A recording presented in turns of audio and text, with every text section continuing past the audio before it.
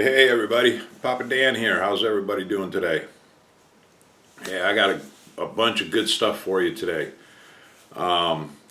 First thing is, if it looks like I'm cutting off the top of my head, I know there's a reason. I'm going to be sliding the camera around here in just a minute, and I just thought it would be easier if I could just spin it one way instead of having to go up and down and back and forth and yada yada yada. But anyways, I'm going to be giving you an update on my Arizona build and show you where I'm at on that, the process that I've made, progress that I've made. And I also want to thank two people in this video that have really helped out with this build a lot. The first one being James Morris. James has been commenting on a lot of our videos for quite some time now, and he just put up his first video. So check out James Morris's channel. Good first video, James. Really good. I liked it a lot. Yeah, that's a nice stash you got going there, buddy. But James contacted me and mentioned to me that he has the exact same model that I was building. He had started a little bit of it, but then he received another model, or another version, I guess you can say, of the Arizona. And he's going to build that one, but he's going to build it as it was before the attack. And so he offered me his kit that is exactly like mine, to do with what I wanted with it. If I wanted to combine the two kits, you know, to help out with different aspects of what I had planned. And I said, yeah, that would be great. So about a week later, I got a box in the mail, and it was the kit from James. And he also had a little surprise in there for Caleb, which we're going to save that for another video with Caleb. But he loved it, James. That was really cool, man. So, James, I want to thank you again for the kit that you sent me, the Arizona. And in just a minute here, you'll see how it's really helped me out. The second person that I want to thank is Mark. And Mark, I hope I get your last name right. Fraley, F-R-A-L-E-Y. He contacted me. He sent me a PM and said that he was there at the memorial in Hawaii and took a lot of pictures. And he offered to share those pictures with me. And he also found some other pictures that I had not seen before, from the Naval Archive. And Mark, those pictures have been a huge help, tremendous help in this build. And I contacted Mark afterwards and asked him if I could share those pictures with you guys, which he gave his blessing to. He thought that, you know, that he didn't have a problem with it. So that's what I want to do right now, is I want to share the pictures that Mark shared with me, and so you kind of get an idea of where my build came from, so to speak, the inspiration that I used to get to where I'm at. So let me kind of slide the camera around here a little bit so you can see my computer screen, and I hope this works, because I know that filming a computer screen sometimes doesn't work. You get all the lines and everything all over it, so I'm hoping that this works. So let me slide this camera around this way a little bit, and we'll start looking at some pictures.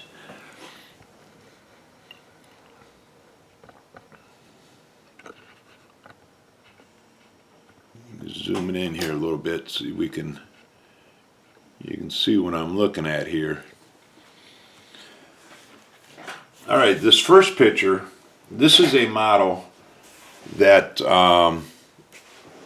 is on display at the memorial, and it's a much bigger scale than what I'm working on, but you can see right up in here in the bow of the ship all the destruction of it.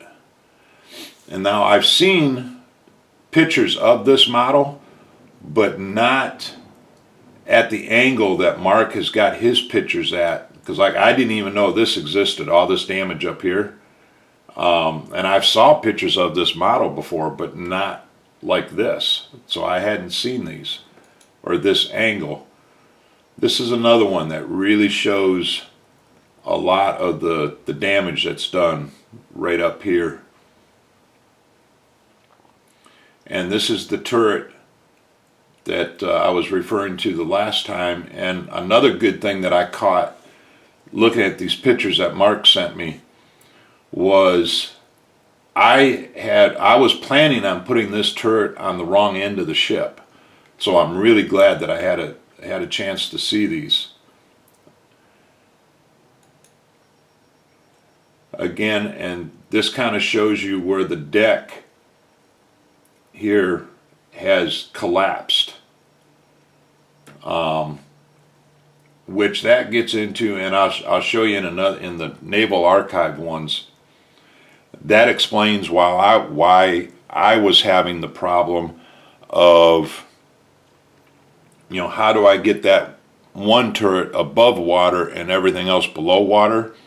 It's, I had kind of surmised when I said that in that video that it was because of damage done to the ship, but I didn't realize the amount of damage that was done.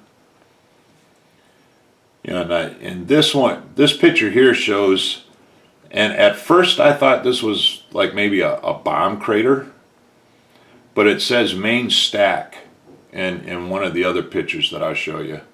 But again, it shows, in this scale of this model, it shows the destruction that was done.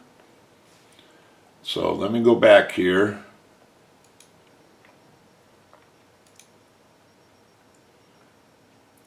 Now this picture here, this is from the Naval Archives, and this really shows you the destruction here and how the ship is today versus how it was before the attack.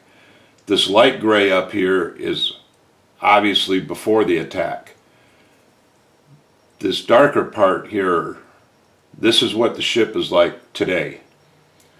This would be the turret that's still above water, right here. And all of this is what's below water, and you can see how that deck is just all collapsed here. It's just all smashed. I mean, it's destruction. And we got one more here. This is the one that I've really liked. This shows you a top view of the Arizona, and then the side view from both sides of the ship. And again, this is the turret that is still above water here, and that would be this one here. And then the half turret, which is here, and then the one full turret that still remains. And again, all the destruction at the front of the ship here. So this is what that one picture that I showed you that I thought was a bomb crater at first, but it calls it a stack. Try and zoom in here a little bit.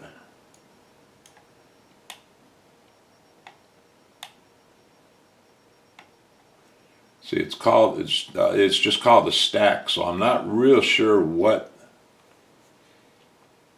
Because I mean, I know it didn't have any big, you know, like smokestacks or something, like you would see on older ships. But here's the half turret, and again, I had it cut out wrong. If you look at the full turret here, this is where your barrels to the guns come out here. Right here, you can see them. So the turret is facing the same way, but I had it cut out wrong, whereas I cut out this end and had it completed here. So this is where the model that James sent me, since I had already messed up mine by cutting it the wrong way, then I had the extra pieces from James's model so that I could get it cut the correct way and get it on the ship. But something else that I thought was kind of interesting is this right here. This is the turret that is still above water. Well, this section right here that you see in all the pictures of the Arizona, let me get this, grab this one here. I know I've showed this picture to you before. This picture here, this area right, let me get it in screen here. This area right here, I did not realize that, because I was wondering as I was building, when I first started building the ship, you know, why that wasn't there. Well, it's because it wasn't on the Arizona. It was added after it was sunk, and this area here used to be a mooring for visiting vessels that would come and visit the Arizona. This is where they could like tie off to. They actually added this section after the ship was sunk. So, and I didn't know that, so I found that really interesting. So, anyways, that's what this area is right here. You know, I just kind of give you a close up here. Whoops, a little fast. Sorry about that. Again, all the destruction right here up in the front of the ship.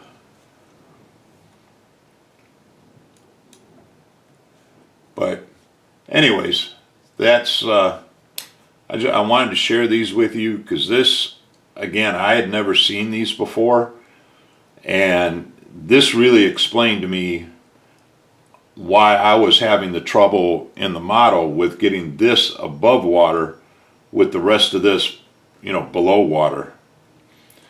So, with all that said, let me kind of rearrange things here a little bit, and then I will get my ship out,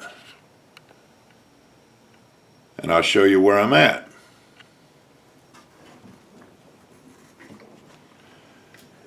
This is where I'm at so far, and I'm going to hold it here for just a second, and then I'll actually pick up the camera, and so I can give you some close-ups, or some better close-ups anyways.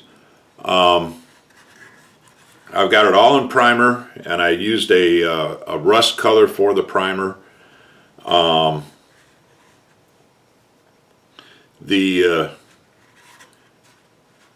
Here's the where I showed you on the pictures there, where that front deck kind of takes a steep decline there. And what I did is I actually took the sides of the hull, and before I glued it together, and went out to my scroll saw that you saw me using, and all along, let me grab my pointer here again, all along here, I just put it on my scroll saw and I just started cutting away at it.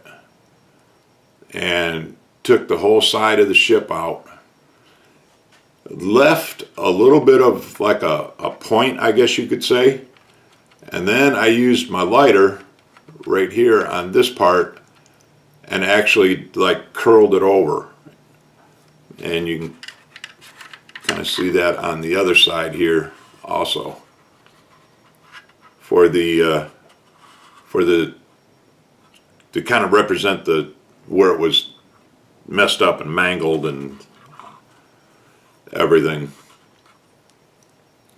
So here's the part of the ship that, you know, where it collapsed. The one turret that still remains right here. Here's the turret that they just left the outer shell. And again, I've got it cut the correct way now. And then moving up this way, here's the big hole here in the center for that stack. And then where the rest of the ship kind of starts taking its slope. And then this is the turret that will be above water right here. And what I was able to do here, I still needed to get this a little taller in order for it to work. And what I did, again, thanks to James, is his kit, I cut out one of the turrets and then flipped it over, because if you can see here, if I can get it close enough, it's got a little bit of a raised section right here in the center. If I can keep it in the screen here, it's got that little bit of a raised section right there. Well, what I did is I cut it out from the deck and then actually flipped it right over on top of, cut it out from here and then just flipped it right over. That kept it more in scale. It kept it the same size, the same thickness, and then just used a little piece of acetate, little plastic, clear plastic, and glued that down to cover the big seam that it created when I flipped it upside down on top of it. So they just gave it more of a, you know, a finished appearance going around it. And by the time I'm done weathering it here and rusting it up and everything, you won't even be able to tell that that's there. Now I did leave where I've cut up the deck so I could get the angle and get this all, you know, down where it needed to be. At first I was going to actually use putty and fill these seams, but then I got to thinking, once I get the weathering on it and you know, get all the rust and everything on it, it might actually, the seaweed, the barnacles, all that stuff, the dirt and sand and everything, that it might actually look better leaving the cracks and, you know, some of the holes and things like that, because I think it would just add to the destruction of it. Because I mean, you can see going all along the edge here. I mean, I purposely cut that real ragged like that because I knew that it wasn't going to be a smooth cut, you know, or a smooth looking.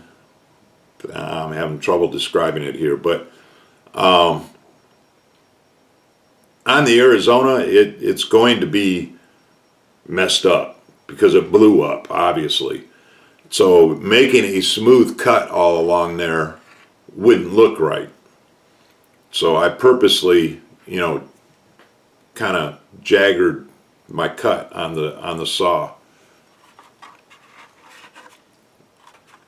and did the same thing on this side here, you know, going all along this way.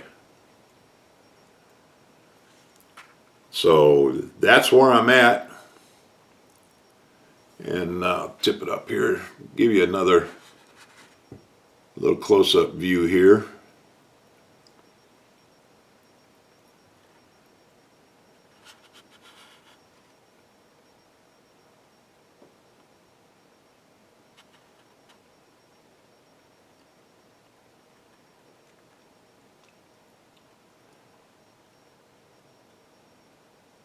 So that's where I'm at so far, and the next step is going to be in weathering it up. And what I'm going to use is I've got different shades of brown. I got different shades of craft acrylic. Basically, I've got a brown oxide, a red rust, barn red, rookwood red, Georgia clay, and burnt orange. And I also have a burnt umber here. But from the pictures that I've seen of just, not just necessarily the Arizona, but just rust in general on ships underwater, it's mostly dark colored rust. And I know different metals are going to rust different ways in the water, but it's been mostly dark colored, not a lot of light colored rust. So that's why I went with the different types of brown. I'll show you here. This is the brown oxide. This one is the red rust. And then I've got the barn red and the rookwood red. And this is about as light as I've got right now, the burnt orange, and then the Georgia clay. And then what I'm going to use to kind of give it texture, and I hope I can show this to you, I hope it comes out. At work, we sell it's called a snow white sand, but it's not like your real typical sand. It's a real fine grained sand. I don't know if you can kind of see that or not, if it's going to show up.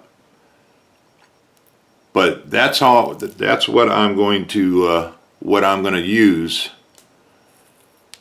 as far as I'm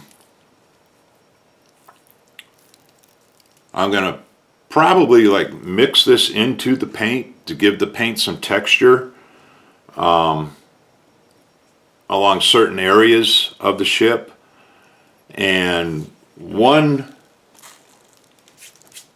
going back to this picture here for just a second, if I can get it close enough here, you can see along the bottom right here where the barnacles are at, where it's a real rough texture right at the sea level there. That's where that's one area that I was going to use it in to get that textured look like that. And then I'll probably also use this on the base of the diorama itself. It's what the ship will be like sunk into. It'd be the sea bottom, basically, is what I'm saying. So, anyways, that's the update that I've got today. Hope you all like it. And again, if any of you have any ideas or any questions or anything, feel free to ask. Feel free to leave your comments at the bottom. I really appreciate it. If you can come up with any other ideas for how I can do the weathering, If you have any ideas for seaweed and things like that, hey, please leave the comments down below. I really, really greatly appreciate it. Alrighty. Well, thank you for watching, everybody, and we'll see you on the next update. Bye.